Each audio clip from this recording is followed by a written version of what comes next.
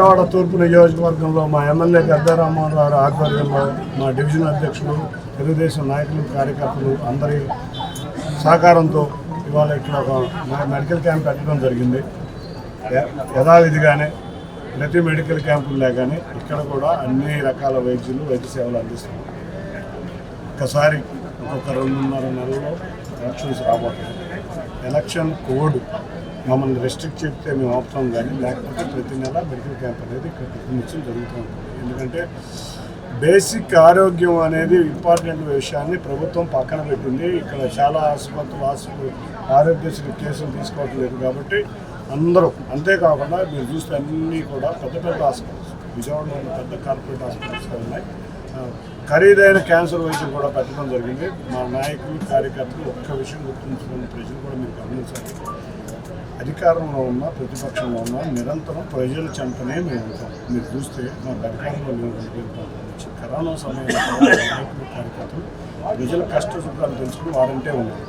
మా నాయకులు యొక్క ఆదర్శంగా తీసుకుని మేము ఈ కార్యక్రమాలు చేస్తాం కాబట్టి ప్రజలందరూ గుర్తించి రేపు రాబోయే ఎలక్షన్స్లో 2014-19 విజయవాడ ఎట్లా ఉంది, 19-23 విజయవాడ ఎట్లా ఉందని ఆలోచించుకుని వాళ్ళే బేరీ చేసుకుని కుల మతాలకు అతీతంగా ఏ మతమైనా ఒకటే చెప్తుంది, సేవ చేయండి, ప్రజల కష్టాల్లో ఉంటే ఆదుకోండి. బైబిల్ అయినా అదే చెబుతుంది, ఖురాన్ అయినా అదే చెబుతుంది, భగవద్గీత అయినా. మీరు చూస్తే మా నాయకులు కానీ పక్క నాయకులకి చూస్తే ఇవాళ అత్యంత ధనికుడైన ముఖ్యమంత్రి మన రాష్ట్రాన్ని పాలిస్తారు. అతను తన జేబు సొంత డబ్బులతో ఒక్క చాక్లెట్ కూడా ప్రజలకు అంతా దోచుకుంటాం.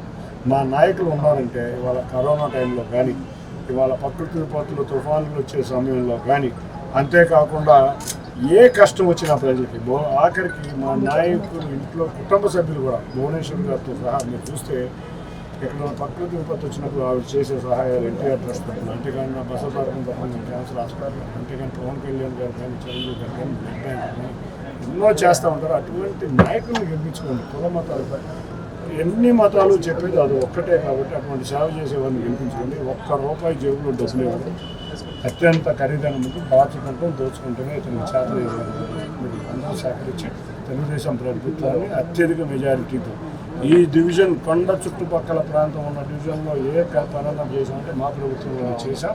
అది గర్వంగా చెప్పుకుంటాం. నాకు ఈ కొండ చుట్టుప్రక్కల ప్రాంతంలో కొంతమంది కార్పొరేటర్లు 14-15 గెలవకపోయినా మేము అభివృద్ధి కార్యక్రమాలు ఎన్నో చేశాం కాబట్టి మమ్మల్ని గెలిపించుకోవాలని అందరికీ